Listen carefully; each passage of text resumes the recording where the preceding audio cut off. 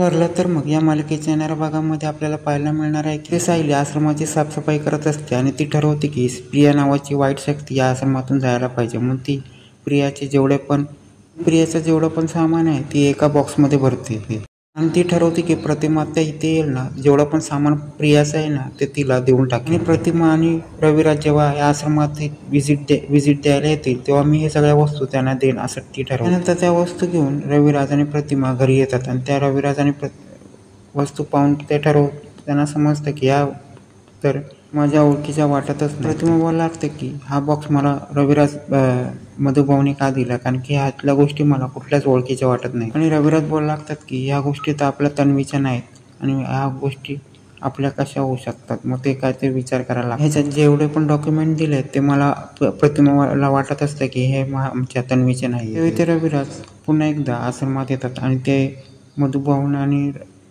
सायलीला बोलतात की ह्या ज्या गोष्टी आहेत ना त्या मुळातच तन्वीच्या नाही आहे. मधुभाऊ बोलायला लागतं हे बघा हे चित्र त्यांच्याशी तुम्ही बोललात ना हे माझ्या साऊबाळाने काढलंय. आणि मधुभाऊ बोलायला लागतात की ज्या दिवशी सायली आली ना तो दिवस होता 20 सप्टेंबर 2005. रविराज बोलायला लागतात की तो दिवस त्या दिवशी तर आमच्या गाडीचा ऍक्सिडेंट झाला होता. आणि रविराज सांगायला लागतात की ज्या दिवशी ऍक्सिडेंट झाला त्या दिवशी माझी मुलगी तिथून निघून गेली आणि माझी बायको पण कुठे गेली. तेव्हा प्रतिमा बोलायला लागते की त्या दिवशी सायली तुमच्याकडे कशी आली आणि ह्या गोष्टी तन्वीच्या नाही का. इथे मधुभाऊ बोलायला लागतंय की तुमच्या मुलीची खून सांगा. तेव्हा इथे प्रतिमा बोलायला लागतात की तिच्या पायावर तुळशीपत्र आहे. तेव्हा इथे मधुभाऊ बोलायला लागतात की प्रियाच्या पायावर तुळशीपत्र नव्हतंच, ते तुळशीपत्र आमच्या सायलीच्या पायावर आहे. हे ऐकल्यानंतर रविराजांनी प्रतिमा यांना चांगला धक्का बसतो. इथे सायलीला काय समजत नाही काय चाललं आणि त्यानंतर ती सायली सगळ्यांना आपल्या पायावरची खून दाखवते आणि तेव्हा सगळ्यांना चांगला धक्का बसतो. त्यानंतर मधुभाऊ इथे सायलीचं माफी मागतात आणि बोलतात की या सगळ्यामध्ये मी तुला न्याय मिळवू देऊ शकलो नाही.